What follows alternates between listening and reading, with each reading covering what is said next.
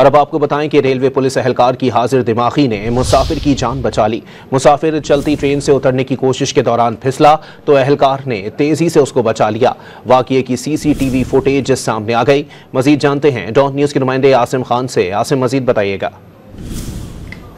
जी हाँ, railway police एहलकार की हाजिर दिमागी और फर्स्ट शनासी ने एक मुसाफिर की जान बचा ली है और ये मियांवाली रेलवे स्टेशन है, जहाँ की सीसीटीवी फुटेज में देखा जा सकता है कि मुसाफिर गुलाम अकबर ने चलती ट्रेन से उतरने की कोशिश की, जिसकी वजह से वो अपना तवाज़ुन बरकरार ना रख सका। इसी दौरान जो है हाजिर दिमागी का मुजाहरा करते हुए हेड कांस्टेबल मोहम्मद अनवर जो है रेलवे पुलिस का, इसने जो है उसे संभाला और एक बड़े हादसे से उसे बचा लिया, क्योंकि इस हादसे में वो ट्रेन के नीचे आके जाँबाज भी हो सकता था। तहम जो है बर वक्त जो है कार्रवाई पर उसको बचा लिया गया, जिस पर मुसाफिर गुलाम अकबर ने भी जो है रेलवे पुलिस का शुक्रिया अदा किया। बहुत शुक्रिया आसिम खान अपडेट करने के लिए।